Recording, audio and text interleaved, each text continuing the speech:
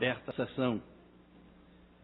Meus senhores, minhas senhoras, esta sessão tem como objetivo anunciar a criação da Frente Parlamentar em Defesa da Família e da Vida da Assembleia Legislativa do Estado de Pernambuco, em que se encontra presente o parlamentar Cleiton Colles.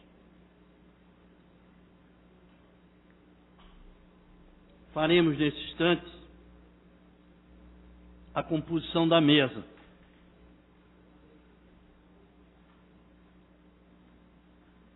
O pastor Cleiton Colles compor a mesa.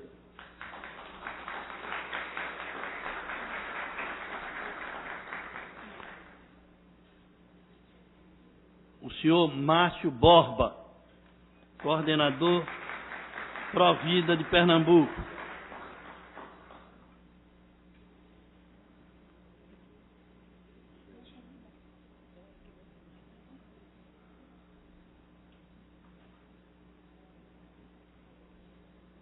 O senhor Roberval Góes, pastor presbiteriano e diretor do Concesus.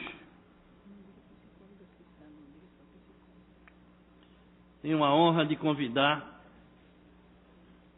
a cristã pós-graduada em Direito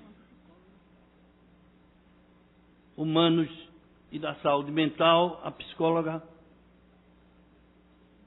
a senhora Marisa Lobo.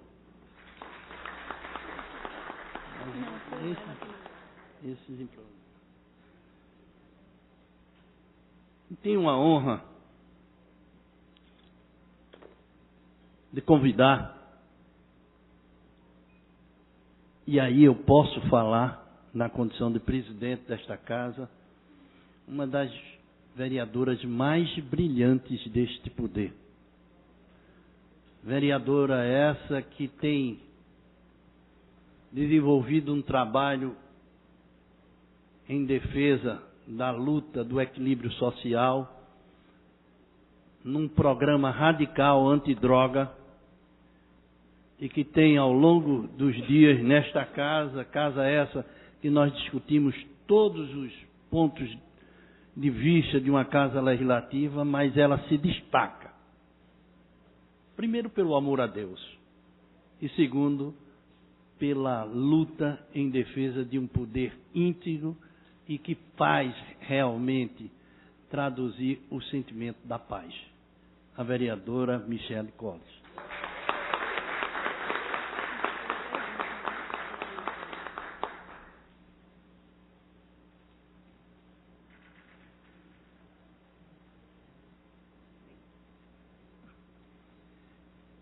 Quero registrar a presença da Organização Indireta de Pernambuco em Defesa da Família.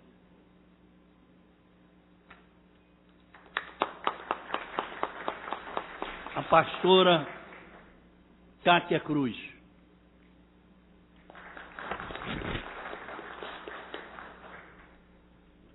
A senhora Márcia Garcia,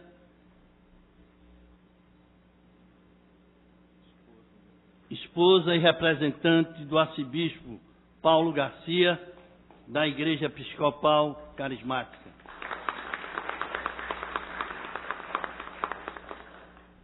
A presença da pastora Flávia Santos, representante da Igreja Evangélica Quadrangular.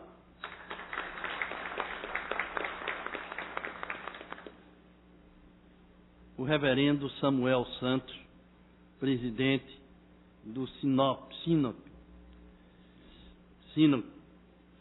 Sesc Centenário.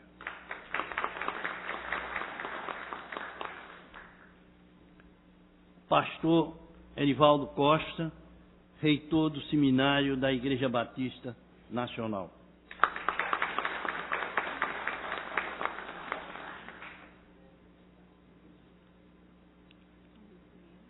Gostaríamos de solicitar a todos que fiquemos de pé para ouvirmos o hino nacional.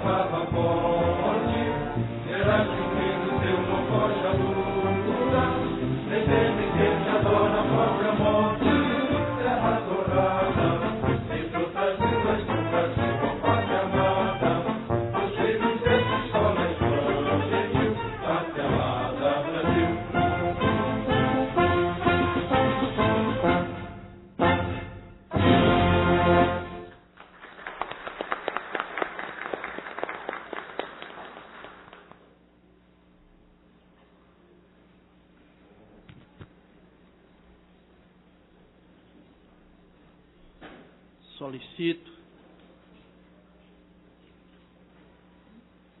e convido a senhorita Lorraine Colles para que...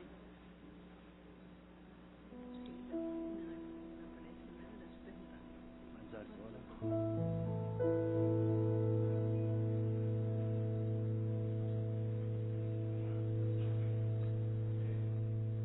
Senhorita Lorraine Colles para uma apresentação musical. Bom dia. Bom dia a todos. Estou muito feliz essa manhã de estar aqui para poder celebrar algo que nos faz tão felizes, que é a nossa família, né?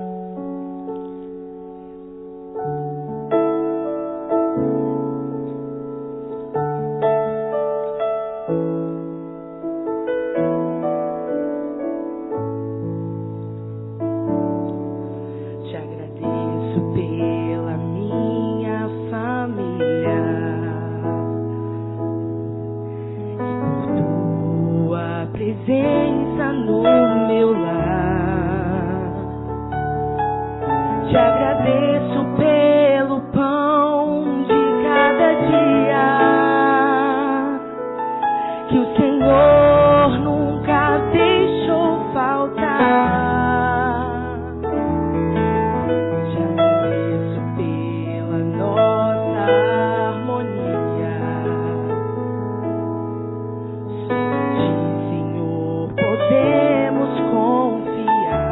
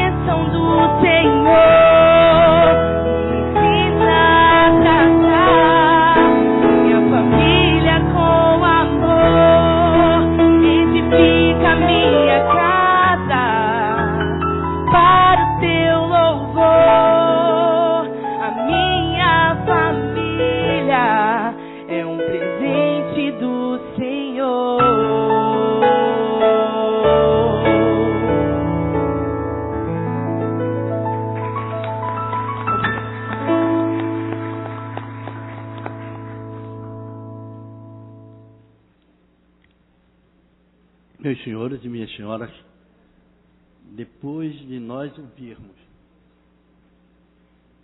uma música tão suave que transforma o nosso sentimento e os nossos ouvidos numa paz, eu convido a vereadora Michele Collins para que ocupe a tribuna e complemente essa música tão maravilhosa.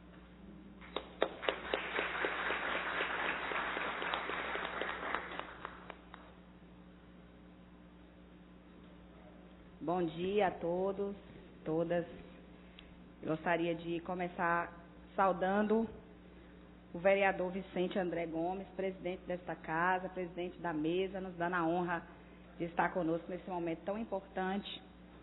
Também o excelentíssimo senhor deputado estadual, pastor Cleiton Collins, que também aqui nesse ato representa a Frente Parlamentar em Defesa da Família e da Vida ali da Assembleia Legislativa de Pernambuco. Também o senhor Márcio Borba, representante do movimento Provida em Pernambuco. O senhor Roberval Góes, pastor e diretor do Consensus. Também a senhora Marisa Lobo, psicóloga pós-graduada em Direitos Humanos e Saúde Mental. Também militante nas questões contra as drogas no Brasil.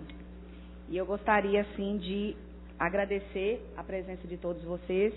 Na pessoa da Marisa, eu gostaria de cumprimentar todas as mulheres que estão aqui nesta manhã, levando em consideração que amanhã já é o nosso Dia Internacional da Mulher, e nós também não poderíamos deixar passar em branco essa data tão importante. Agradecer a presença de todos vocês que vieram aqui para contribuir com o nosso debate. E eu venho à tribuna, em primeiro lugar, para agradecer nesta reunião solene de instalação da Frente Parlamentar em Defesa da Família e da Vida. E essa reunião, ela servirá para a definição das atribuições da Frente Parlamentar em Defesa da Família e da Vida. A exemplo da promoção de debates, audiências públicas e eventos afins. Também iremos promover intercâmbio com entes de outras casas legislativas para o aperfeiçoamento recíproco das políticas municipais, com os órgãos do poder público, da iniciativa privada e da sociedade civil, no sentido de buscar apoio prol dos objetivos a serem alcançados. Uma das propostas dessa formação é propiciar a melhoria da qualidade de vida aos recifenses, principalmente nos que diz respeito às crianças e os jovens, a fim de valorizar a família, além de trazer discussões importantes como aborto, um assunto em pauta devido aos recorrentes casos de microcefalia, principalmente aqui no estado de Pernambuco, quando parlamentares cristãos, de modo geral, parlamentares evangélicos, diversos parlamentares lutam em defesa da família e estão lutando em favor dessa valorização da base que é a família. Uma família bem estruturada, onde os princípios familiares prevalecem, nós sabemos que gera para as crianças e adolescentes frutos tanto do seu comportamento na rua quanto em qualquer ambiente. Uma família bem estruturada produz uma sociedade estruturada também e organizada. E como presidente dessa frente parlamentar que está sendo instalada hoje, eu tenho esse grande desafio, junto com os meus colegas aqui dessa casa, de promovermos esse debate constante nesta casa, fortalecendo também as nossas ações e trazendo também opiniões de diversos segmentos da sociedade, onde nós vamos discutir e vamos também chegar à criação de políticas públicas que venham beneficiar a família. Ao fortalecermos essa bandeira, com certeza nós teremos um país com menos violência e outros fatores associados que afetam e atingem toda a família. Por isso, é muito importante esse dia de hoje, em que instalamos a Frente Parlamentar em Defesa da Família e da Vida, duas essências oferecidas por Deus. E eu gostaria também de convidar todos e todas para participar conosco nos nossos debates, nas nossas discussões, para que nós possamos estar promovendo uma melhor qualidade de vida, de relacionamento entre familiares e gerando, assim, políticas eficazes para a família de modo geral. Quero agradecer a presença de todos, agradecer a Marisa, que veio ali de Curitiba, contribuir conosco também com esse debate, todos que estão aqui, e dizer que eu quero terminar com um versículo da palavra de Deus, que é o Salmo 127, que diz: se o Senhor não edificar a casa, em vão trabalham os que a edificam. A nossa família é o nosso maior patrimônio. Que Deus abençoe todas as famílias, em nome de Jesus.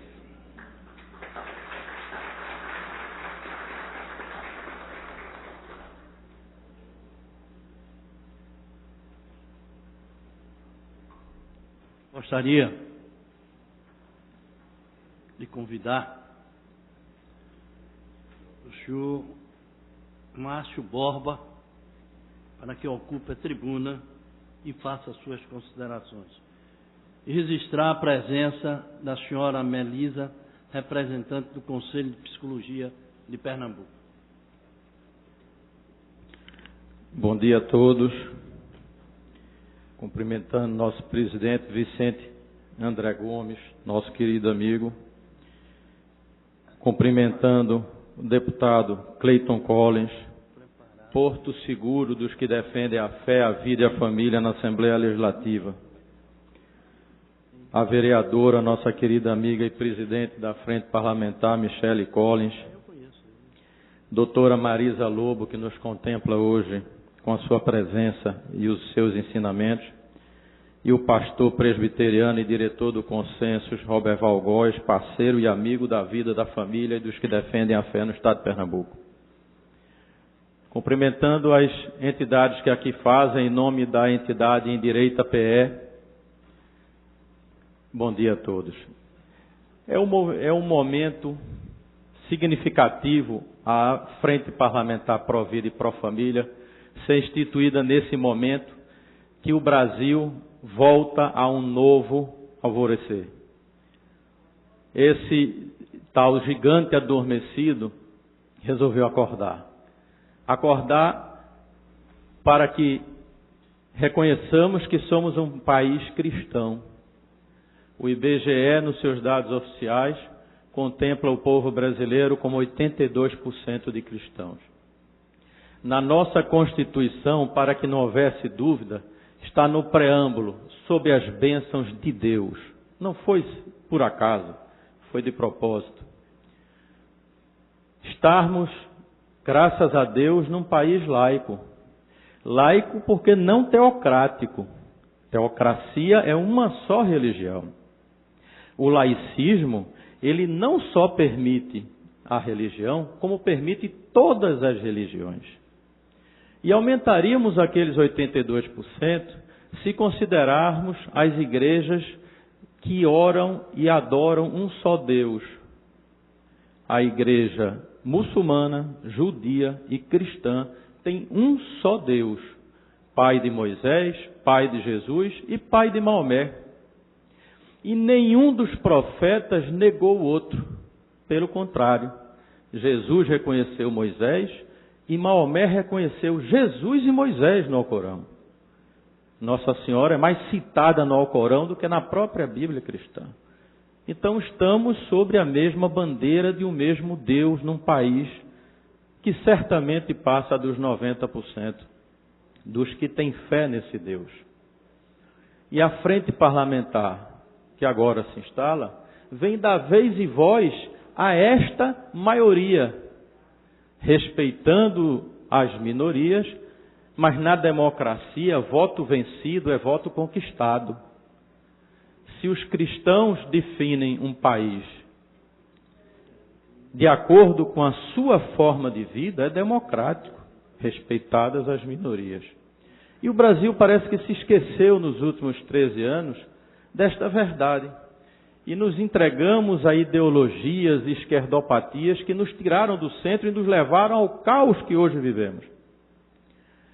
Então rezemos a Deus que esse novo alvorecer, simbolizado no Recife com a abertura, com a instalação dessa frente parlamentar, volte a nos dar a tranquilidade de poder educar as próximas gerações sob as bênçãos de Deus. Muito obrigado.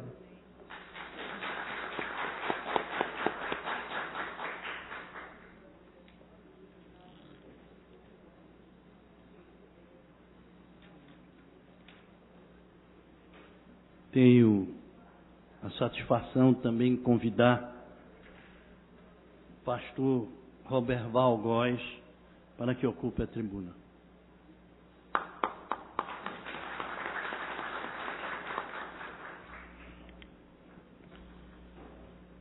Bom dia a todos. Gostaríamos de cumprimentar com muita alegria nosso ilustre vereador, senhor Vicente André Gomes, presidente dessa casa. Gostaríamos de cumprimentar também com bastante alegria, excelentíssimo senhor, deputado estadual, pastor Cleiton Colles, muito digno presidente da Frente Parlamentar em Defesa da Família e da Vida, da Assembleia Legislativa do Estado de Pernambuco, um profinco defensor da vida. Gostaríamos de cumprimentar também o nosso companheiro e amigo, senhor Márcio Borba, coordenador do Provida de Pernambuco e do Iavé Nossa Justiça. Queremos cumprimentar a doutora Marisa Lobo, a psicóloga cristã, que nos dá a honra de fazer parte desse momento, mesmo em meio a uma agenda tão concorrida, conseguir um espaço para estar conosco. Gostaria de cumprimentar essa guerreira e significativa combatente das causas populares, notadamente da família e da vida, a senhora vereadora missionária Michele Collins, a quem eu cumprimento com galardia. Eu gostaria de cumprimentar também a todos vocês, em nome do reverendo Edson Parisi, da Igreja Presbiteriana da Conde da Boa Vista. Sintam-se cumprimentados e abraçados nesta manhã. A nossa alegria e o nosso contentamento de estar aqui nesse momento, nessa ocasião, são sui generis. Primeiro porque nós entendemos que a vida é um dom de Deus. E sendo um dom de Deus, nós temos como consciência clara de que ela deve, por dever de ofício, ser defendida de maneira intransigente, de maneira imperiosa. Quando nós ouvimos o nosso companheiro Dr. Márcio Borba falar sobre o Estado Democrático de Direito, é preciso que se enfatize, que se coloque em epígrafe, missionária Michele Collins, se coloque em letras garrafais, que sendo um Estado democrático significa que a democracia, de que a vontade da maioria irá prevalecer. Mas sendo um Estado de direito, também significa que as vozes minoritárias não serão esmagadas, elas também precisam ser ouvidas, escutadas, auscultadas e respeitadas. Quando nós aqui estamos nessa manhã, na instalação da Frente Parlamentar em Defesa da Família e da Vida, o fazemos por compreender que, do ponto de vista constitucional e do ponto de vista histórico, nós temos um legado absolutamente proeminente e esse legado precisa ser observado, precisa ser verbalizado, precisa ser de forma contundente, seguido por todos nós. Nós entendemos, queridos, que, e aí foi dito aqui sobre um Estado laico, mas de uma nação cristã, que tem nitidamente os seus símbolos estabelecidos na Constituição, nos selos oficiais dessa pátria, e conquanto nós estejamos em um Estado laico, nós não estamos em um Estado laicista, nós não estamos em um Estado ateu, ainda que o ateísmo deva ser respeitado por todos nós como um direito constitucional consagrado a todo cidadão. De modo que a nossa palavra, deputado Cleiton Colles, é realmente uma palavra de alegria por esse momento, de celebração efusiva por essa oportunidade, mas lembrando que a nossa defesa intransigente pelos princípios que nós abraçamos, pelos princípios que nós efetivamente acreditamos, não poderá, em hipótese alguma, nos conduzir à intolerância com aqueles que pensam diferente. Nós não estamos aqui para criar uma arena onde nós vamos degladiar com A, B ou C por pensarem diferente. Estamos aqui para defender aquilo que nós acreditamos, entendendo que à luz daquilo que é preconizado pela nossa Constituição e que é tão radicalmente defendido, e aí eu faço menção dela por minha esposa Vanilda Góes aqui presente, nós precisamos entender que o trabalho com o qual nós estamos lidando não deveria ser um trabalho de competição, mas um trabalho de cooperação. É para isso que nós estamos chamados e é para isso que nós estamos aqui. Parabéns, missionária. Continue firme, autêntica e indubitável na sua caminhada e conte conosco ao seu lado para lhe auxiliar naquilo que for preciso. Muito obrigado.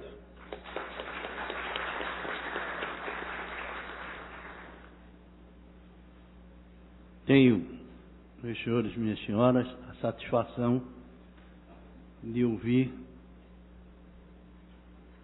o deputado estadual Cleiton Colles.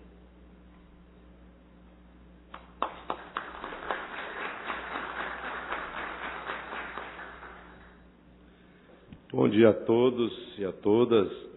Quero, nessa ocasião, saudar o vereador presidente desta casa, meu amigo Vicente André Gomes, que tem conduzido esta casa com muita maestria. Deus o colocou aqui nessa presidência para, com certeza, honrar a nossa cidade do Recife, as leis, os vereadores e principalmente a população que votou, que Vossa Excelência representa. Senhor Márcio Borba, coordenador do Provida, ligado à Igreja Católica, que defende as bandeiras da vida e da família, quero o saudar. Senhor Roberval Góes, reverendo e diretor do Consenso, um projeto importantíssimo de orientação cristã, tudo que proporciona a melhoria da família. Senhora Marisa Lobo, psicóloga cristã, pós-graduada em Direitos Humanos e Saúde Mental. Posso dizer aqui, a psicóloga mais perseguida desse Brasil, por ser cristã, pelas suas convicções, mas a profissional ética, que sempre foi no seu gabinete, sabendo dividir as coisas. Também a vereadora, a missionária Michele Collins, que tem muito nos orgulhado pela sua maneira, o seu equilíbrio de conduzir os seus projetos, a sua intenção de fazer o bem à população do Recife.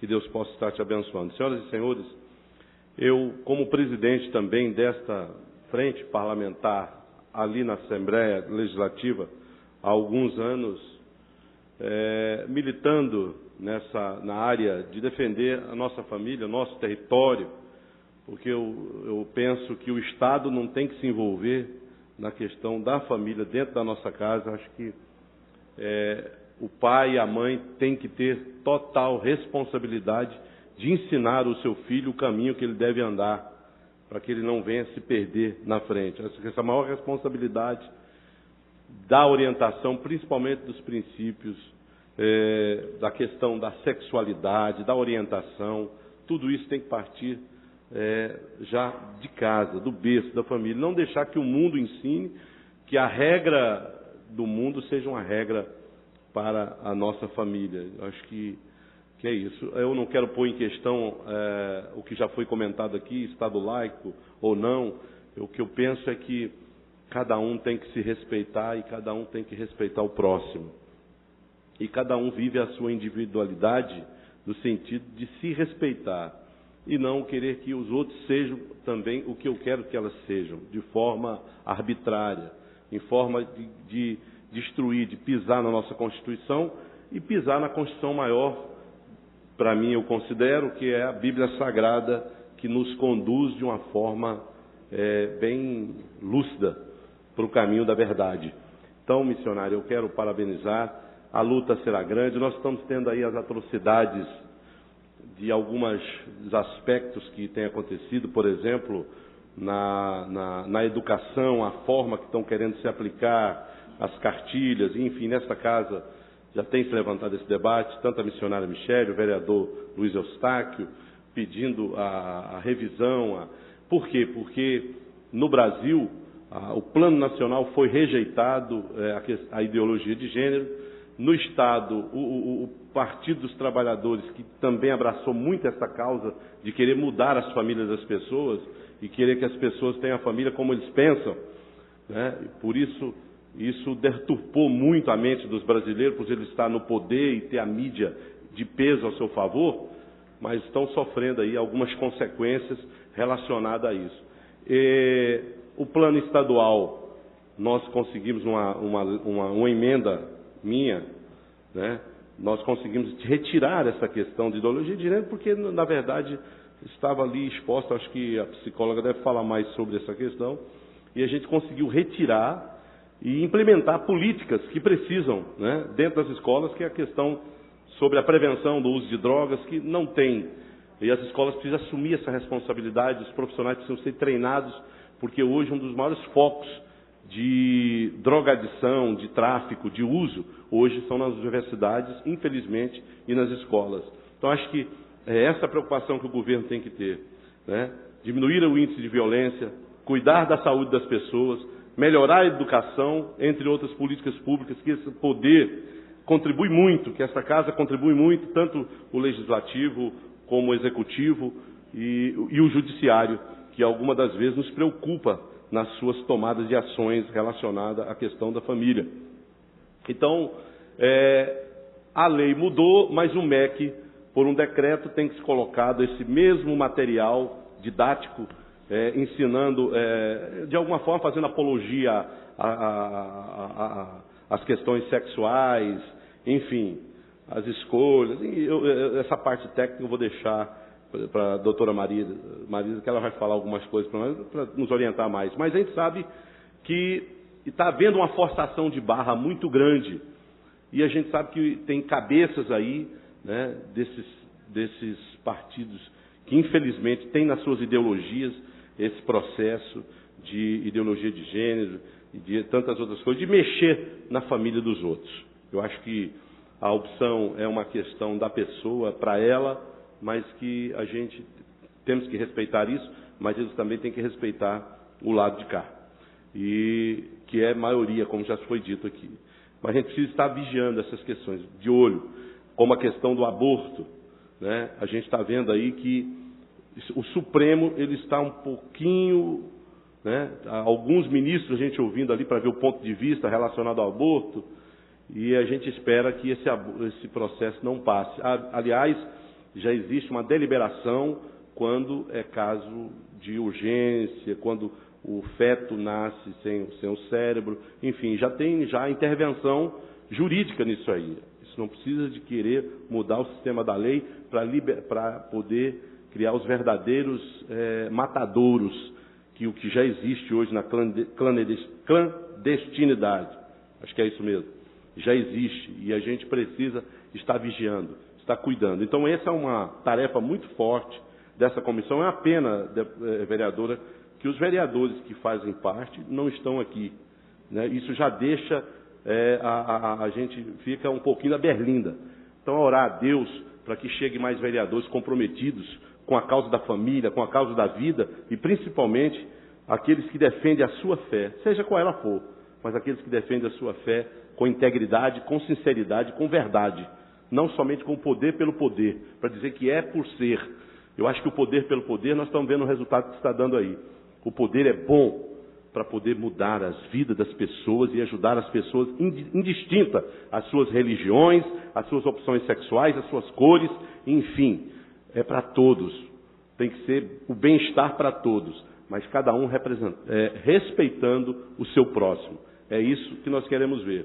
Não somente naquilo que interessa a nós, mas aquilo que interessa a toda a sociedade. Então, é uma pena que esses vereadores não estão aqui hoje.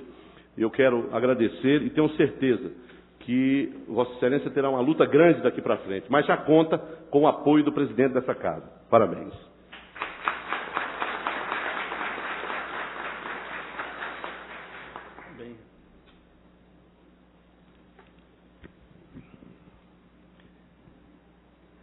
Vamos ouvir agora uma pessoa que eu sempre quis conhecê-la pessoalmente. A senhora Marisa Lobo.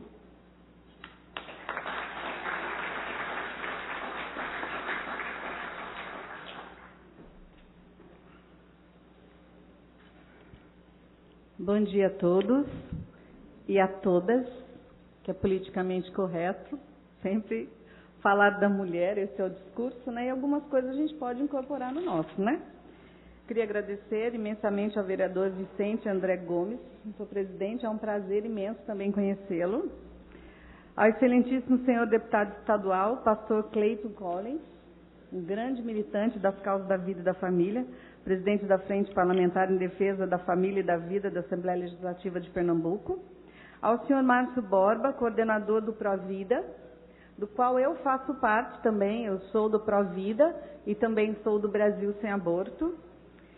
Ao senhor Robert Valgóis, pastor presbiteriano e diretor do Consensus, já firmamos uma grande parceria aqui para Pernambuco, então aguardem grandes encontros.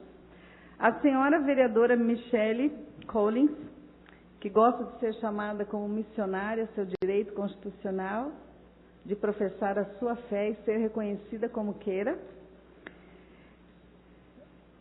Meu nome é Marisa Lobo, eu tenho uma marca que eu carrego desde 2010, todos me chamam de psicóloga cristã. Na verdade, eu sou psicóloga e cristã. Eu sou responsável pelo que eu digo, não pelo que as pessoas entendem, pelo que as pessoas dizem a meu respeito. Só que a imprensa falou tanto que eu sou psicóloga cristã que isso ficou uma marca. E eu tenho orgulho hoje de dizer que as pessoas me conhecem como Marisa Lobo, psicóloga cristã. Por que é psicóloga cristã? Porque eu elaborei uma teoria nova? Não.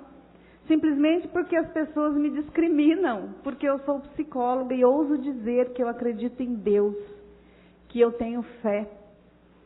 E eu comecei nas minhas redes sociais dizer isso, que eu tenho fé, que eu acredito em Deus, que eu acredito que Deus cura e sara liberta. Mas eu não estava falando especificamente nenhuma situação. Mas as pessoas pegaram essa minha frase e entraram com processo contra mim. E vincularam a esse fato a várias coisas, como a tal da cura gay, quem já não ouviu falar, eu sou a psicóloga que dizem que eu curo gay, mas desculpa frustrá-los, eu não curo gay, porque eu não vejo gay, homossexualidade como doença, mas isso pegou, porque é bom para o jornalismo vender jornal, e eu fiquei conhecida. Isso foi horrível para mim enquanto psicóloga, mas foi muito bom enquanto pessoa humana. Se levantou-se uma discussão muito grande a respeito da liberdade de opinião e de expressão. Salvo no meu consultório, dentro do meu consultório, nenhum psicólogo, nenhum profissional deve impor sua fé, sua religião, orientação sexual, política ou religiosa dentro do consultório. Fora do meu consultório, eu sou uma pessoa, um ser humano livre, eu tenho direito de ser, ir e vir e falar o que eu quiser. E eu enfrento processos por isso, pela minha dignidade humana e pela minha liberdade de expressão e pelo meu direito de objeção de consciência, pelo direito de falar às pessoas o que eu quero, o que eu penso, o que eu acredito. Porque a cláusula pétrea da Constituição fala da liberdade de opinião, e eu tenho essa liberdade. Hoje parece que por sermos cristãos, nós não temos liberdade de falar o que pensamos. Logo já somos taxados, e os nomes menos agressivos são homofóbicos, intolerantes e preconceituosos, e colocam junto racistas. Eu sou simplesmente uma pessoa que exige o seu direito de liberdade de expressão e de dizer, sim, eu sou uma psicóloga e muito boa psicóloga, meus pacientes que o digam, 20 anos de profissão. E sim, eu acredito em Deus. Não, eu não induzo convicções religiosas nem de orientação sexual política dentro do meu consultório. Eu provei isso no meu processo que a psicologia moveu contra mim, mas mesmo assim eles tentaram caçar o meu registro, caçaram no Paraná, eu entrei na justiça, eu reavi o meu registro novamente, a justiça anulou a minha cassação, o meu julgamento por nulidades Fui parar no Conselho Federal de Psicologia e o Conselho Federal não me cassou. Porque eles têm medo de militância religiosa? Não. Simplesmente porque eles foram éticos. E eles entenderam através de provas que não existia um único paciente que tenha me denunciado.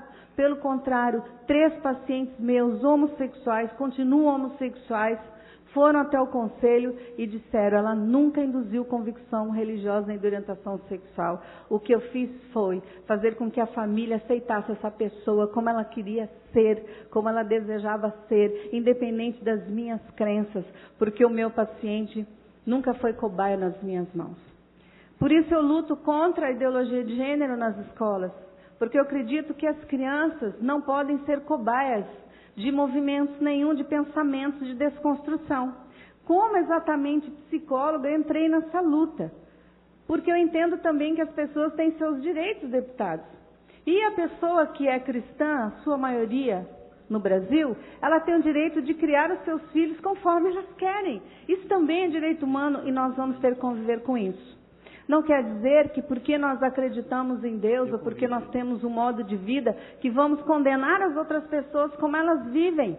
Porque se é um adulto, ele tem o direito de viver e fazer o que ele quiser. Dentro das nossas igrejas nós podemos discutir isso. Mas na sociedade nós temos que conviver com as diferenças. E isso também é amadurecimento para todos nós de entendermos isso, né? Nós não podemos impor nada a uma pessoa adulta, mas nós podemos sim educar os nossos filhos conforme a fé que a pessoa professa, conforme os seus conceitos, conforme a sua tradição. Porque a própria Constituição, no artigo 226 e 229, dá esse empoderamento aos pais. Aos pais é dada a educação moral dos seus filhos.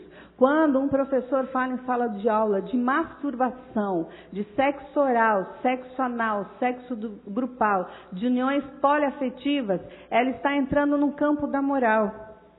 Você pode até pensar, mas é preconceitos arraigados na sociedade. Não é esse o discurso? Não. A criança, ela é dos pais, não é do Estado. O Estado não tem poder sobre o meu filho. O Estado não manda no meu filho. Isso eu falo como mãe, eu falo como psicóloga, eu falo como educadora, eu falo como cristã. A criança tem o direito de viver conforme a moral da sua família e dos seus pais. A criança tem que ter a sua dignidade. Por outro lado, nós também, que somos a maioria, temos que defender a minoria.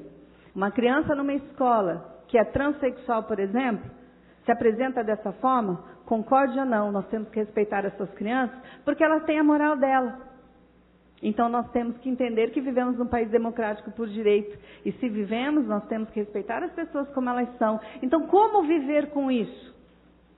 Nós vamos impor à maioria um método de ensino que desconstrua a sexualidade, a identidade sexual da criança, para que essa criança não haja no futuro com preconceito como uma outra que seja diferente? Isso é que está errado. É isso que não podemos fazer. Será que não há outra forma de fazer isso? De garantir esse equilíbrio? Sem que as nossas crianças que não vivem dessa forma sejam obrigadas, de forma impositiva, por meio de uma erotização infantil, aceitar as diferenças? Não podemos conversar? Não podemos tratar da ingenuidade da criança, que aceita as pessoas, as diferenças, esse preconceito? Eu até entendo com o discurso que vem do adulto, não da criança. Então nós podemos discutir isso sem dizer para uma criança: olha, você não nasce menino, você não nasce menina, viu? E é desse assunto que eu venho tratar com vocês. O que você faria se descobrisse que seu filho, neto, sobrinho, estivesse aprendendo, enteado, estivesse aprendendo na escola que menino não nasce menino e que menina não nasce menina? E se descobrisse que eles estão sendo ensinados a considerar a sexualidade humana como uma mera opção, uma escolha? E se tentassem convencer de que não existe apenas 2 sexos, gênero masculino e feminino, mas uma diversidade inimaginável de gêneros sexuais possíveis de serem assumidos, o que você faria? Bem, é disso que eu quero tratar com vocês. Eu quero tratar de um projeto ideológico, um conjunto de ideias que buscam desconstruir aquilo que é uma verdade histórica, lógica, moral, biológica e, por que não dizer, Bíblia para aqueles que acreditam. Quando você fala de Bíblia, as pessoas falam, pronto, já perdeu seu direito, falou de Bíblia. Como assim? Faz parte da minha história, faz parte da história da humanidade. Então, faz parte do conhecimento da humanidade, a história bíblica. Então, eu coloco aqui como uma das verdades. Porque tem várias verdades que eu posso não acreditar. Eu posso não acreditar, eu tenho direito de expor a minha opinião. Mas nós estamos falando de uma frente parlamentar da família, gerida, criada por pessoas que acreditam na família. Qual família estamos falando? Estamos falando em todas as configurações de famílias, mas estamos falando de famílias heterossexuais, sim. É dessas que nós estamos falando. Pode haver outras frentes, mas agora na moda cada um cria um grupo. E nós somos um grupo, e é esse grupo que nós estamos defendendo. Não quer dizer com isso que nós temos que discriminar os outros, mas nós estamos falando do nosso grupo. Aquele grupo de pessoas que acreditam que a vida começa na concepção, que acredita que temos que lutar pelas mulheres, que acredita sim que as mulheres têm sido muito agredidas e violentadas. A cada 15 minutos uma mulher é violentada e morta nesse país, e nós não podemos fechar os olhos para isso. A violência contra a mulher, ela existe, sempre existiu, e nós temos que acabar com ela. Mas nós acreditamos, principalmente, que nós podemos estabelecer um equilíbrio, uma equidade, sem desconstruir a mulher, sem desconstruir o papel da mulher, sem desconstruir o papel do homem. As pessoas riem, como não existe papel de homem e de mulher? Existe sim. Não existe papel escrito na natureza? Existe sim. A mulher gera filhos, o homem não. Existe sim. E se a mulher não tiver útero, e ela adotar uma criança e colocar essa criança no peito, sai leite. Porque é um papel. E nós não podemos desconstruir isso. Nós podemos falar em diferenças, nós podemos falar em apoio a toda a multiplicidade, a diversidade, nós podemos. Mas nós não podemos negar a realidade e a verdade. É isso que eu questiono. E é por isso que eu sou tão atacada. Não é porque a gente fala de preconceito contra as outras pessoas. É que as outras pessoas não aceitam mais. Eu também entendo que foram tão machucadas, estão tão machucadas que não aguentam ouvir que tem pessoas que querem reconstruir as suas famílias. E que um grupo que luta pela um tipo de família. O nosso tipo é heterossexual. Se somos a maioria, eu não posso ser culpada por ser a maioria. Eu não posso ser culpada pela história. Eu não estava lá. Eu não estava lá. Eu estou aqui hoje. E eu defendo as minhas convicções. É certo que para nós cristãos bastaria dizer, Deus criou o homem e a mulher. Está em Gênesis 1:27. E essa condição é natural, marcada pelo próprio sexo de nascimento. Não obstante, aqueles que se julgam detentores de uma nova verdade, dizendo que cada um pode constituir a sua própria identidade sexual. Para justificar essa condição, criou-se o conceito de gênero sexual, o qual, tendo inicialmente sido considerado como sinônimo de sexo, somatório de características biológicas e fisiológicas que definem o homem e a mulher, passou a ser definido como papéis sociais e comportamentais. Nessa perspectiva, considera-se a possibilidade de que alguém tenha nascido com o sexo masculino, mas escolha a identidade de gênero feminino, por exemplo. Essa forma de pensar a sexualidade humana seria apenas mais uma dentre tantas ideologias que permeiam o ideário pós-moderno, se não se autoproclamasse uma verdade a ser ensinada na escola. A tentativa de levar a ideologia de gênero nos bancos escolares, de modo oficial, se deu através da proposta de sua inserção nos planos decenais da educação, documentos de caráter legal que estabelecem metas para uma educação de qualidade nos sistemas de ensino municipal, estadual e federal. Considerando estrategicamente o período de 10 anos, por meio dos planos decenais de educação, plano nacional, estadual e municipal, a ideologia de gênero procurou garantias para fazer-se reconhecer legítima, podendo ser então assumida e livremente desenvolvida no privilegiado espaço da escola. Contudo, a proposta de inserção da ideologia de gênero ou identidade de gênero foi rejeitada na maior parte das cidades e quase todos os estados brasileiros, tendo sido previamente rejeitada no Congresso Nacional, Lei número 13.005, de 25 de junho de 2014. Esse resultado deve-se, em parte, pelo envolvimento das lideranças políticas e eclesiásticas cristãs, que diretamente ou indiretamente participaram das discussões, audiências públicas e votações. É importante salientar que a aprovação da ideologia de gênero em alguns planos de educação deu-se mais por razões de inobservância, já que muitos legisladores consideraram a pluralidade de sentidos da palavra gênero. Diante do que poderia ser considerado uma vitória definitiva para essa ideologia historicamente desviante, não podemos deixar de considerar que a ideologia de gênero ancora-se politicamente, economicamente, intelectualmente em poderosos suportes internacionais, universidades, grandes empresas, figuras públicas mundiais, redes de comunicação, órgãos governamentais e internacionais, as quais procuram fazê-la resistir e, por outros meios, garantir status de legítimo conhecimento. Nesse inteirinho, a ideologia de gênero, que antes subsistia de modo subliminar, pode ser hoje abertamente observada, quase sempre associado o seu principal alvo ao público infanto-juvenil. Documentários que mostram crianças sendo educadas de gênero neutro, filmes e novelas onde os pais incentivam os filhos a optarem livremente por sua identidade sexual, desenhos infantis que ensinam que não há qualquer diferença entre meninos e meninas, entre as roupas próprias de um e do outro, entre seus brinquedos e suas brincadeiras, livros didáticos ainda de modo arbitrário que apresentam um quadro de diversidade sexual e um preconceito infundado direito de escola. Por todos esses exemplos, parece ser clara a presença de um movimento aparentemente organizado, disposto a desconstruir e não apenas aquilo que julgamos bíblico, mas também histórico, lógico, moral, biológico ou mesmo científico. Ou seja, que homem não nasce homem e que mulher não nasce mulher. Histórico, porque não há precedentes civilizatórios que demonstrem a sustentabilidade histórica de uma sociedade sexualmente plural. Lógico, pela via dos fatos, já que a cultura heteronormativa é fundamental e imprescindível à perpetuação das espécies. Moral, porque se constitui, quer no contexto ético clássico, como nos mais antigos códigos de lei, uma premissa de valor essencial à estrutura social e familiar. Os valores referentes à cultura heteronormativa não podem ser alterados sem considerar-se a imersão de um caminho distintamente novo, uma realidade perigosa sem precedentes.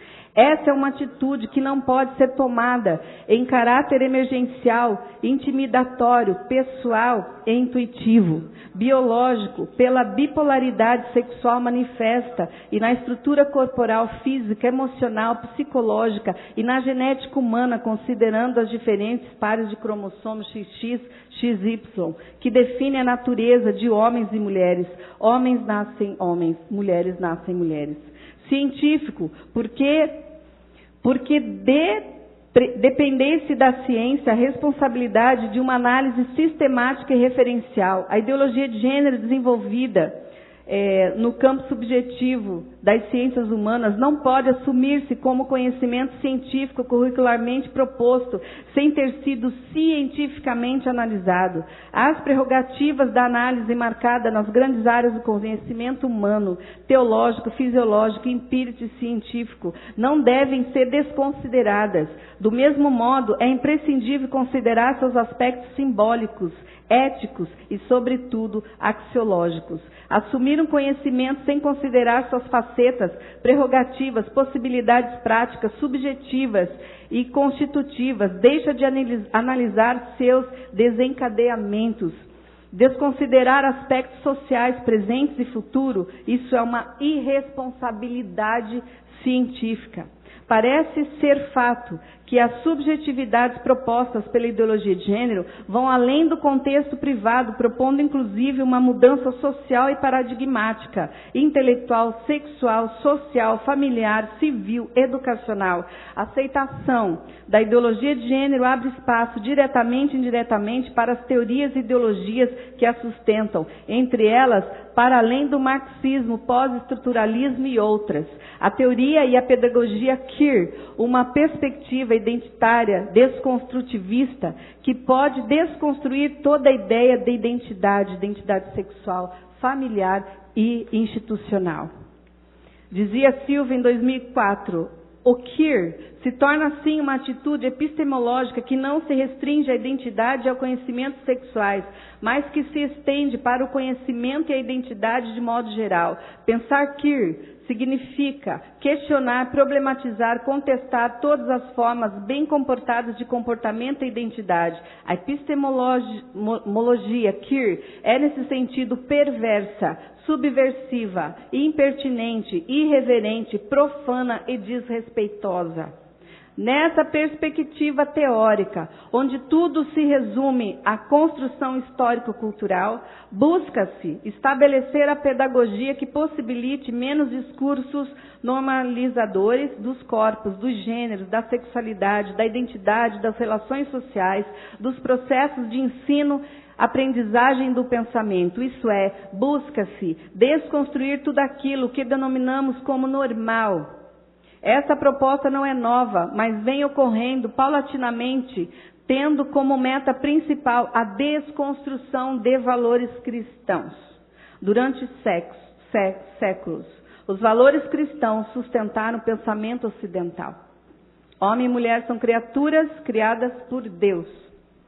Possuem uma natureza corrompida pelo pecado, essencialmente má, que precisa ser transformada pela ação divina para que possa gozar de uma eternidade virtuosa. A partir do Iluminismo, século XVIII, movimento cultural caracterizado pela centralidade da ciência e do criticismo no questionamento filosófico, todo o conjunto de valores e verdades foram sistematicamente questionados e negados, influenciando irreversivelmente o pensamento moderno. Nós podemos citar Rousseau, em 1712 até 1778, ele disse: o homem é bom por natureza e a sociedade que o corrompe. Marx, 1818-1883, diz: a religião é o ópio do povo. Até agora, os filósofos se preocuparam em interpretar o mundo de várias formas. O que importa é transformá-lo. Nietzsche, 1844-1900. Não há fenômenos morais, mas apenas uma interpretação moral dos fenômenos. Não há fatos eternos, como não há verdades absolutas. Deus está morto. Sartre dizia, com efeito, se a existência precede a essência, nada poderá jamais ser explicado por referência. E uma natureza humana dada e definitiva, ou seja, não existe determinismo, o homem é livre, o homem é liberto.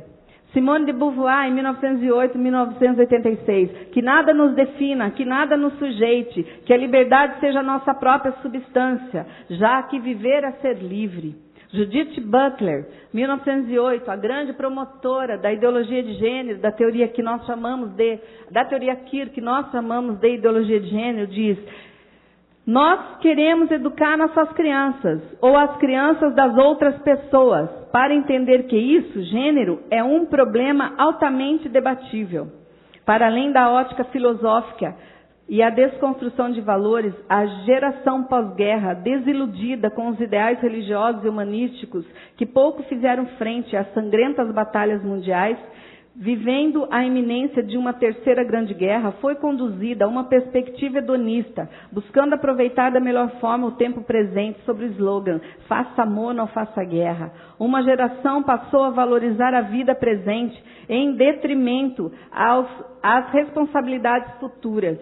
Essa valorização intensificou um desejo de liberdade, abrindo portas para a liberdade, a promiscuidade, toda forma de libertinagem sexual. A liberdade sexual foi confundida com libertinagem sexual. Para além da ótica filosófica. A liberdade sexual entendida com o direito de expressar e exercer a própria sexualidade de forma livre, ou seja, de escolher seu parceiro ou parceira de modo indiscriminado, ganhou força nas décadas de 60 a 70, principalmente dentro das universidades e movimentos estudantis que já militavam sobre as bandeiras marxistas, existencialistas e desconstrutivistas.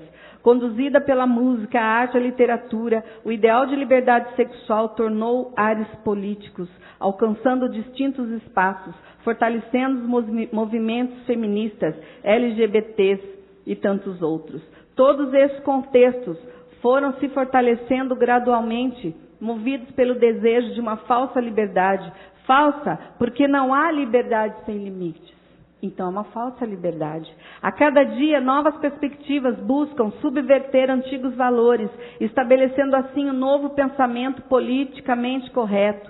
Neste Deus não existe. Não há homem ou mulher, não há moral, não há uma natureza humana, uma essência, não há identidade, não há verdade alguma. Tudo é liberdade. Ao refletirmos sobre a ideologia de gênero, não estamos apenas versando sobre um fato isolado no contexto político e educacional, mas observando distintas possibilidades em relação ao futuro. De fato, como cristãos dessa geração, devemos considerar qual será o nosso legado.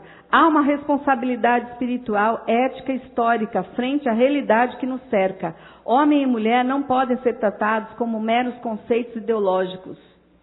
Eu posso dizer e terminar essa leitura com a seguinte frase: Deus criou o homem e a mulher, e esses são em essência, em existência, naturalmente distintos. Quando falamos de ideologia de gênero, nós temos que falar o que sentimos. Isso é o que sentimos. Pessoas podem não concordar com isso que eu falei, mas é o que nós sentimos. Mas há pessoas que pensam e sentem diferentes. Vamos ter que dialogar e conversar. Não é impondo uma ideologia de gênero dentro da escola.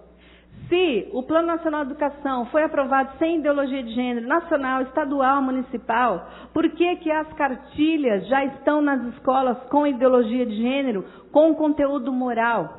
Porque os parâmetros curriculares e a base comum já estavam há anos trabalhando nesse sentido, porque contavam que o Plano Nacional de Educação seria, sim, aprovado com ideologia de gênero.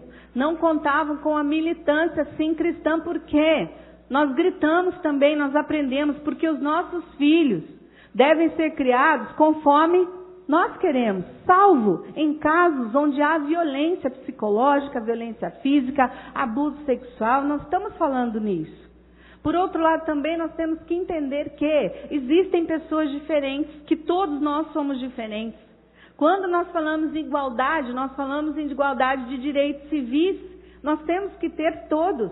Não importa se eu acredito, ou confio, ou concordo com aquele comportamento, isso não está em questão. A questão é que os meus filhos, eles têm que ser criados conforme a lei, porque é dado aos pais o direito da educação moral dos seus filhos. A Constituição diz que os pais são responsáveis. Aí as crianças aprendem uma liberdade, uma libertinagem sexual nas escolas. Aí quando a criança tem algum problema antissocial, são os pais que vão ser responsabilizados, não é a escola. Tem um vídeo, há pouco, eu palestro muito sobre ideologia de gênero em prefeituras, ao contrário do que muita gente pensa. Eu divulgo só minha agenda depois, para não haver militância, porque todo lugar que eu vou há militantes contrários, eles não querem nem ouvir, porque a gente só quer um equilíbrio nessa situação toda. Eu não tenho culpa de ser maioria, eu posso ser minoria. Eu ia lutar pelos meus direitos. Hoje, embora nós somos em número maioria, mas somos minoria, porque toda a imprensa, que é a maioria, só nos julgam, nos atacam. Antes de eu chegar aqui, só pela minha presença, um jornaleco de quinta, com um profissional de quinta, que eu não vou dizer o nome, para não constranger a pessoa, colocou lá, psicóloga cristã, entre aspas, a psicóloga caçada por curar gay. Eu queria dizer para o senhor que eu nunca fui caçada por curar gay. Eu fui caçada por uma militância, por causa do nome que a própria imprensa me deu de psicóloga cristã, porque eu ousei dizer que eu acredito em Deus. Há uma perseguição religiosa assim antes velada. Hoje ela está caracterizada, ela está explícita. Toda vez que você fala como profissional que você tem uma fé, você é excluído de todos os debates, de todas as discussões. Você é massacrado. Eu fui em Palmas, Tocantins, num debate. Eu queria ouvir, eu queria que pessoas perguntassem para eu poder responder. Eu queria dizer que isso tudo é uma mentira. 40 militantes feministas LGBTs fizeram batuques, acenderam velas na frente para me intimidar, para eu não ir. Eu fui, do mesmo jeito. E eu passei do mesmo jeito. E as pessoas xingavam e humilhavam, e eu passava do mesmo jeito. Jamais, nunca ninguém me ouviu uma palavra dizer, falar mal de alguém ou xingar uma pessoa. Mas a imprensa disse que eu fazia isso. E a imprensa acabou com a minha profissão em 2013. Eu era uma psicóloga que ganhava 20 mil por mês. Eu era a referência do meu estado. Eu estava em todas as empresas, porque todo mundo queria ouvir a Marisa Lobo, que foi para os Estados Unidos a convite do governo americano por causa do seu trabalho em sexualidade e drogas, patrocinado por uma fundação. Simplesmente porque eu critiquei o erotismo do kit gay. E eu nem critiquei por ser homossexualidade, mas por ser explícito. Porque criança tem que ser amada e protegida. Nossas crianças estão sendo erotizadas dentro da escola. Eu recebo crianças com confusão de identidade. Eu recebo crianças com compulsão sexual. Porque um professor falou de sexo de forma vulgar e irresponsável. E essa criança chegou no meu consultório com compulsão sexual porque entrou na internet buscar o que era sexo anal, grupal e oral. As nossas crianças estão correndo risco.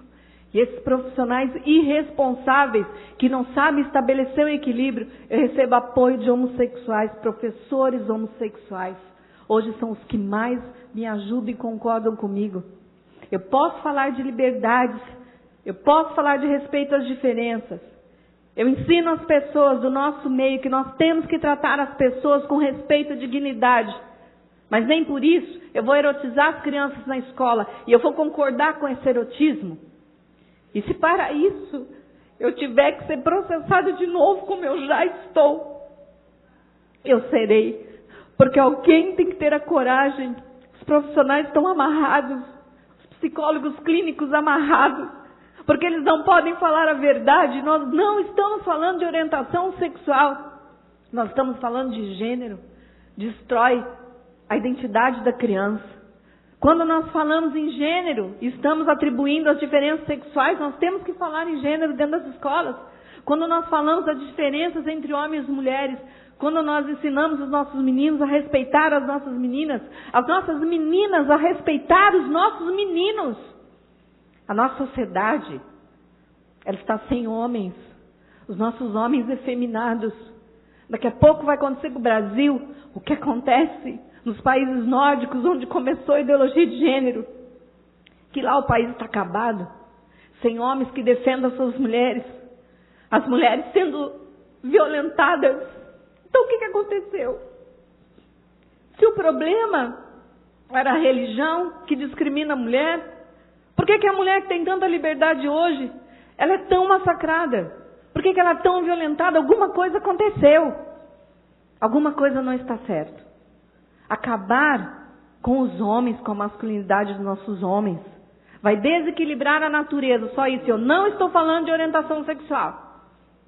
Eu não estou falando. Então não atribua palavras à minha boca. Eu estou falando de identidade. Eu estou falando de gênero. Menino nasce menina, menina nasce menina e menino nasce menino. Pronto. O que ele vai sentir depois é uma outra história.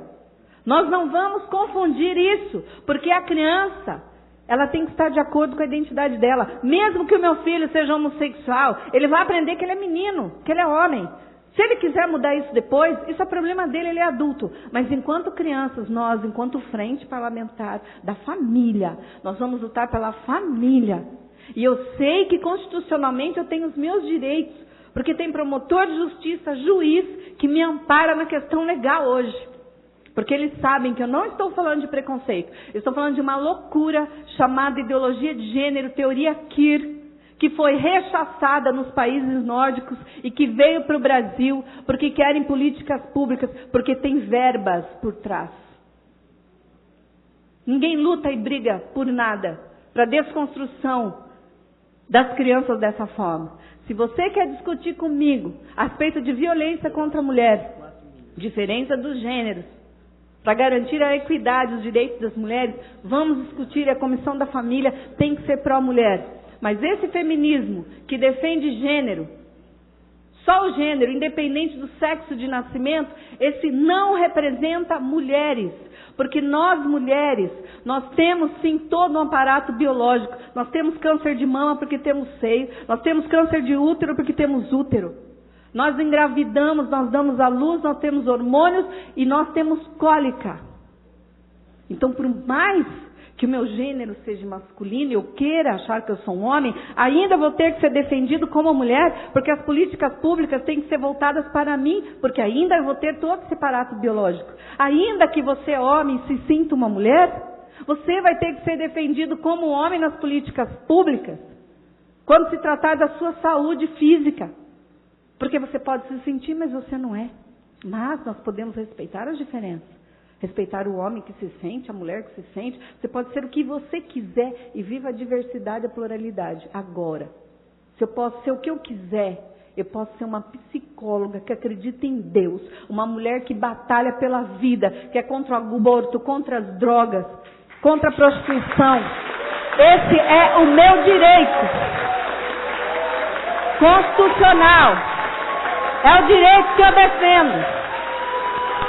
É o direito que eu defendo.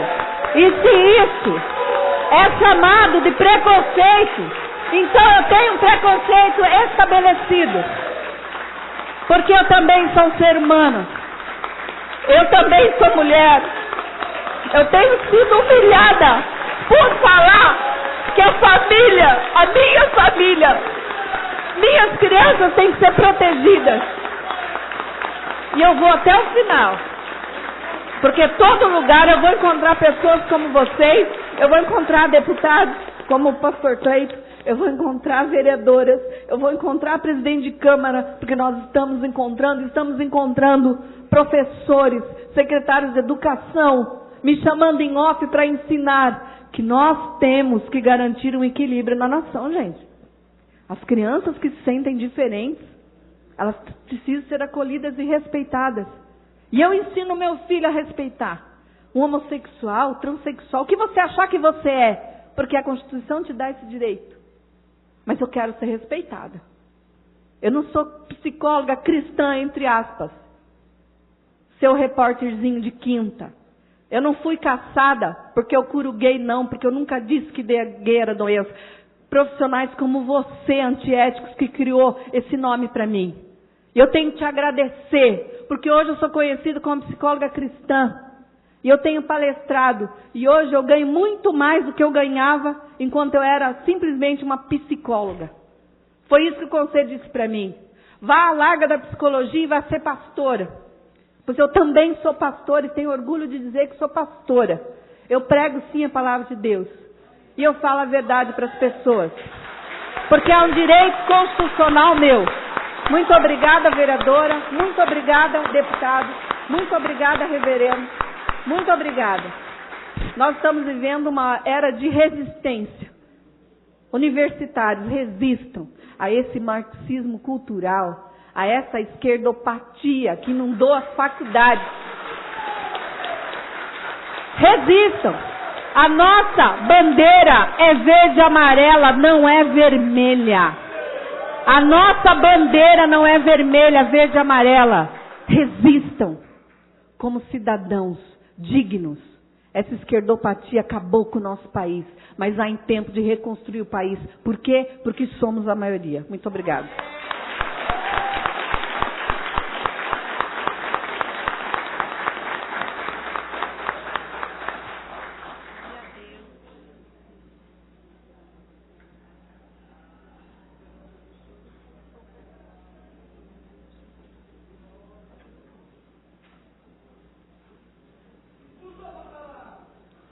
Convido o senhor Manuel Carlos do Nascimento, que neste ato representa o padre Carlos Maria de Aguiar, para que faça a entrega de uma homenagem à senhora Marisa Lobo.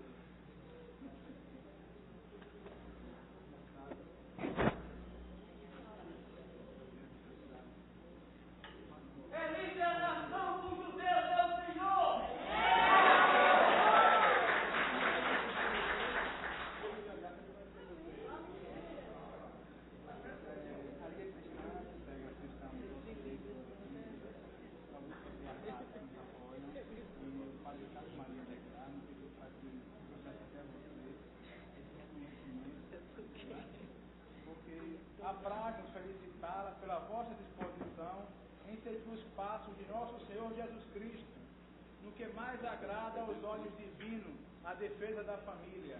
Nobre Senhora, o homem, imagem e semelhança de Deus, vem sendo, ao longo dos séculos, golpeado pelas forças do mal, conflito de ofensas a Deus. A Liga Cristã Mundial, que agrega cristãos do Ocidente e do Oriente, se sente personificada com vossa luta em favor da vida cristã.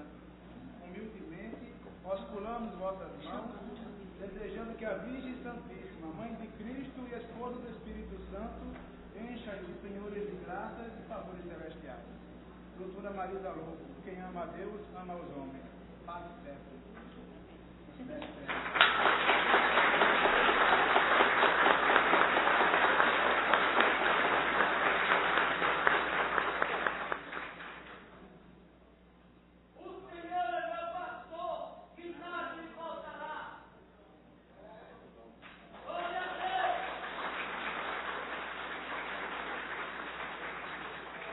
Eu queria só dizer que a Igreja Católica que está me dando essa homenagem, eu sou evangélica, tá?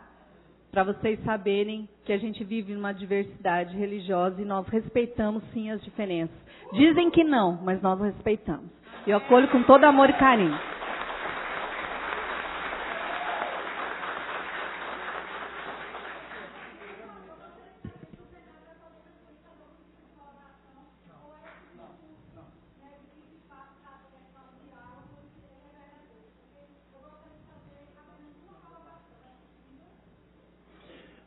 Na verdade, a sessão é solene, mas a democracia tem que ocupar todos os espaços. Está concedida a palavra à senhora pela...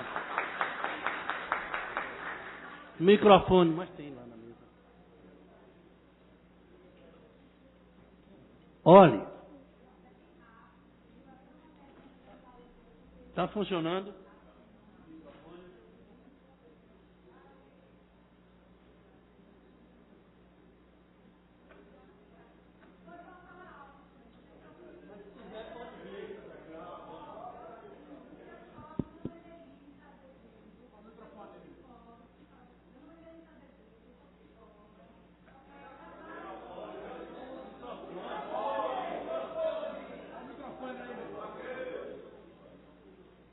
Eu sou Melissa Azevedo, sou psicóloga, trabalho no campo dos direitos humanos, da reforma psiquiátrica, né, e de outras garantias de direitos. Então, eu só gostaria de saber, a Marisa Lobo, de que lugar que ela falou aqui hoje. Assim, eu estou ainda um pouco confusa com o liquidificador de informações e de teóricos e de bases conceituais que foram, assim, atravessadas, sabe? Colocada tudo no liquidificador e jogada aqui hoje. Então, assim, eu só queria saber de que lugar que você está falando. Como é que você separa a sua clínica que você diz fazer no consultório desse ato trazido aqui hoje? Que lugar que você está falando? É apenas para que possa compreender melhor o que foi dito. Clínica? Clínica eu falo de dentro do meu consultório. Aqui eu fui convidada como uma pessoa cristã que tem uma profissão, psicóloga, especialista em direitos humanos. Então, eu falo mais em direitos humanos do que uma psicóloga clínica. Psicóloga clínica, eu falo no meu consultório. Militante de direitos humanos pró-vida. Militante mesmo, não como psicóloga. Na verdade, é porque é uma marca que ficou, que a sociedade me impôs, a mídia, e não fui eu que fiz o cartaz. Respondido?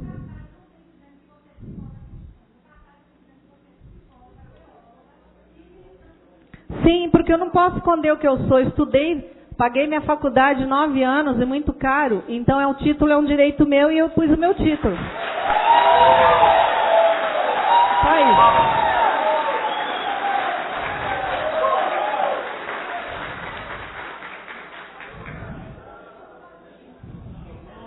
Fala no microfone.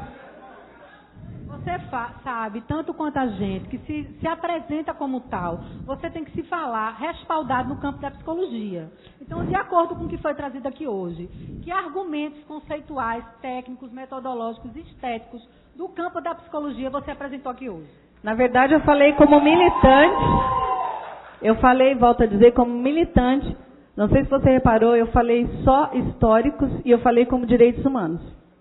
Então eu falei como Constituição, como direito, pessoa humana, de falar o que eu penso, que eu sou, dentro do meu consultório. Não se preocupe, eu sei o que você quer dizer. Eu não curo gay, não vou curar gay, não acho que gay é doença, não vou querer mudar gênero de ninguém, não quero fazer nada disso. Simplesmente eu estou militando direitos humanos na frente parlamentar, sou contra a ideologia de gênero, a teoria queer de desconstrução, posso ser contra. Eu já vi as bases legais, eu posso como profissional, sou totalmente contra. Então eu falo como psicóloga, eu sou contra a teoria queer de desconstrução social, de subversão sexual. Porque eu acredito que o ser humano, ele tem uma identidade, que essa identidade deve ser preservada e que é um risco muito grande para uma criança que ainda está em formação, você conflitar a identidade dela nesse sentido. Então, eu sou contra a teoria queer. Se você disser que a teoria queer é uma teoria científica dentro da psicologia, aí é você que não sabe o que está dizendo. Então, eu posso dizer que ela não é só nesse sentido, entendeu? Militância política, ativista, social, pró-família, pró-vida, direitos constitucionais de viver conforme a minha fé. Agora, se eu estivesse dentro do meu consultório, numa palestra técnica de psicologia, eu ia ter que me amordaçar e dizer exatamente o que a psicologia quer que eu diga, ainda que não seja totalmente verdade. Como é que você... Porque a ética do conselho me diz que eu tenho que fazer isso, que eu farei isso. E eu evito esses embates, porque para não confundir mesmo. Agora, dentro do meu consultório, o meu paciente, ele é livre para ser o que quiser, o que desejar ser, ele manda no setting terapêutico e eu provei isso juridicamente, então eu não devo nada à justiça. Eu tenho uma última pergunta só. O que é que você entende da sua função como psicóloga, da clínica e da sua intervenção enquanto psicóloga, no momento que você se apresenta como psicóloga e outras coisas, no campo da psicologia comunitária e social? Olha, eu não vou responder a sua pergunta, porque você está gravando para dizer que você está militando e foi lá militar e vai para a mídia, aquela confusão, que aqui ninguém é bobo. Eu estou aqui, repito, como ativista social para a família, empoderada dos meus direitos humanos, de falar o que eu quiser, de professar a minha fé. Eu não estou aqui como psicóloga clínica e nem psicóloga social. Eu estou aqui apenas como a defensora dos direitos humanos e cristã. Estou aqui como cristã. E é um direito meu quanto cristã. Porque se você é uma budista ou se você é uma espírita e você estiver no seu meio, você vai falar a linguagem do seu meio. Não me diga que não, porque isso é verdade, porque eu vejo vídeos de vários psicólogos. Então a gente fala de acordo com o nosso meio. Embora nós estejamos numa Câmara Municipal, mas por estar, que é um país laico de direitos e aqui é a casa do povo, então estou aqui nessa segurança. Não estaria militando dessa forma tão parcial se eu estivesse, todos sabem, num ambiente acadêmico falando de psicologia, porque lá nós temos que rezar a cartilha, né?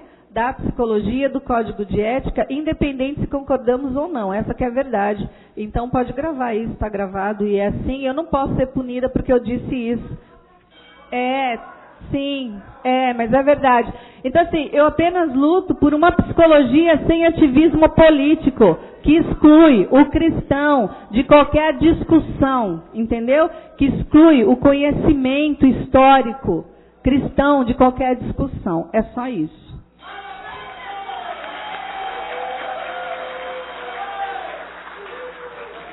E milito também contra a legalização das drogas, porque eu acredito que um psicólogo jamais deveria lutar pela legalização de drogas, porque no setting terapêutico, como é que eu vou tratar um paciente chapado, né? Ou eu como psicóloga chapada. Então eu entendo isso também, é outra luta. É uma salada, né? Sabe por que é uma salada? Porque a teoria Queer, olha só, por que eu fiz? Só mais uma coisa. Sabe o que é essa salada? Essa salada é a teoria Queer de desconstrução. Não há base, não há regras, é uma subversão de toda e qualquer regra. É o que eu fiz aqui hoje. Eu também estou nesse pensamento. Eu gostaria de pedir licença. Sobre drogas? A sessão é solene drogas. E não polêmica. Declaro, pelo protocolo do qual foi encaminhado para mim, e convido agora o pastor Arivando para fazer uma oração e encerrarmos esta sessão.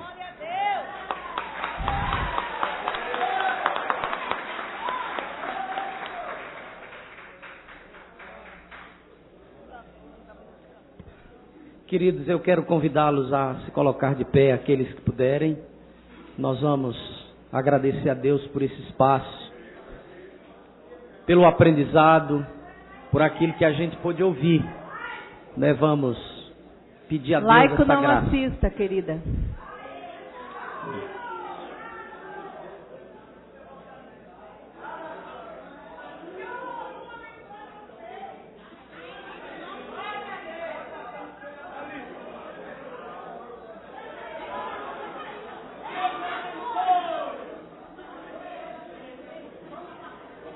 Vamos orar, queridos. Senhor, muito obrigado por essa manhã. Queremos te agradecer pela vida da missionária Michele Colles, do deputado pastor Cleito, da nossa querida irmã Marisa Lobo. Te agradecer por essa casa, por esse momento e por todos aqueles que essa manhã guardaram esse momento para vir fazer essa reflexão. E seguramente pedimos ao Senhor que nos ajude a lutar pela nossa nação, lutando pelas nossas crianças. Abençoa, Senhor, com graça e com direção o teu povo nessa longa caminhada. É a nossa oração com perdão dos nossos pecados, em nome de Jesus. Amém e amém.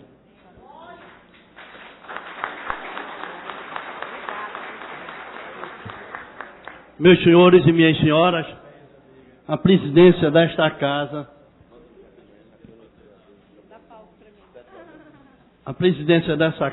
se sente profundamente honrado de ter aqui, na Casa do Povo,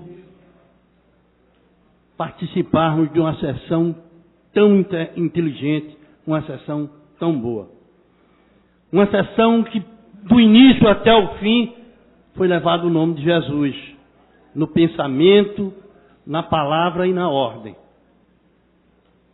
Como médico, tenho muito a colocar em relação a tudo que foi discutido aqui. Gostaria, por exemplo, de perguntar ou debater os tumores de hipófise que alteram o comportamento hormonal e que leva à destruição, muitas vezes, do perfil de crianças e de adolescentes e de adultos. Que há necessidade de tratamento. Exemplo comparativo, simples como médico, que todos aqui sabem, crianças que comem barro, que é falta de ferro. E o comportamento metabólico muda, muitas vezes, a orientação metabólica do organismo. O assunto é muito complexo. Mas o estudo comportamental das crianças não pode ser interferido por programa de televisão, por Rede Globo, por nada que possa doutrinar, por Rádio Jornal do Comércio e tantas outras, porque doutrinam as crianças de forma imoral, transformando crianças em orientação bem dada do sexo. As novelas todas entram em nossa casa, ensinando e doutrinando o que as crianças devem ser. E isso não pode continuar a agradecer. Por essa razão, Michele, que eu tenho a lhe agradecer como presidente da casa, como representante do povo, pela sua iniciativa de criar, evidentemente, essa comissão em defesa da família. E dizer, mais um dia, mais um momento, que eu saio orgulhoso de ter você nessa casa. Tem isso.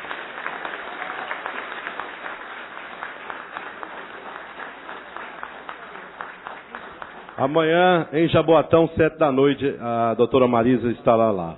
Na Câmara de Vereadores, 7 da noite amanhã.